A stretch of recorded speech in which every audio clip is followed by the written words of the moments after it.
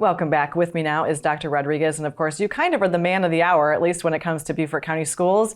We're talking all things Ian this morning. I know sports have been moved around, but you guys have yet to make the call, or maybe you're going to make the call here right now, about whether schools are going to be closed. Tell us about what's going on. Yeah, we one of the things we do is we monitor things very, very closely. We've been doing that for a couple of days. And we accelerate and escalate our steps and our preparation along the way from the different divisions in our organization, facilities, and everything else, academics. So we have to monitor that closely and then look at and work with our community partners as well, but then ultimately make a critical decision about school operations. One of the things, it doesn't look good for Friday. Right. So that's one of the things. We're more than likely going to have an e-learning day on Friday. And then tomorrow is the day as to whether we have a half day or whether what those are decisions we'll make after the 12 o'clock Emergency Operations Center meeting. Okay. And let's talk a little bit about then, after school activities and things like that. That call will be made at the same time? I can tell you right now, after school activities for Thursday will be closed, and after school, obviously Friday, they'll be closed. So those decisions essentially are already made, and we've communicated that with our school centers. We will have a comprehensive communication that will go out after the 12 o'clock Emergency Operations Center meeting. And so if parents are watching this or thinking about what they need to do, what are the best places for them to get the information in real time so they can be making their plans as well? So one of the things I always do to communicate with our families is a robocall where we give them information. Kind of last night I sent one out to our families. I will send one out again today.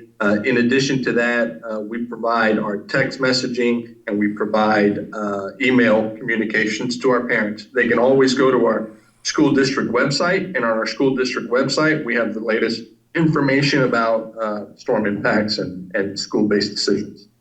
And so you mentioned that. And then in addition, we'll communicate with local news agencies, which will then also put that information out. Okay. And then you mentioned that Friday would most likely be an e-learning day. So that means that students will still have class. What do they need to be prepared for if it is an e-learning day on Friday? Sure. On an e-learning day, basically what it does is it allows us to still provide academic instruction to students in a flexible format where they will have potentially some time with their teacher, and then sometime independent work that will be provided for them as well. And obviously, if there's a power outage, e-learning is not going to be happening, so they would be. That is correct. They would be excused from that, I would assume. That is correct. That is correct. Yeah, those are things we can't control, so those things we will work through at that junction. And of course, we're obviously all hoping for the best and that this will blow over quickly and not be something that would impact next week. But if for some reason power is out longer than expected, how will you communicate to the families what's going to happen then? Yeah, we'll continue to work with our local news partners and agencies and communicate that information to them.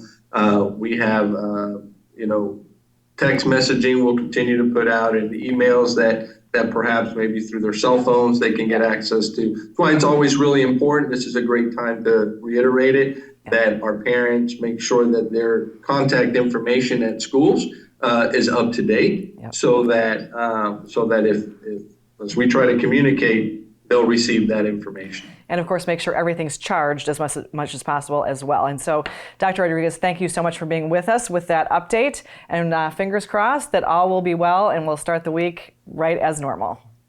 Thank you. I agree. After a quick break, we get an update on a new position at the Lowcountry Habitat for Humanity. Stay with us.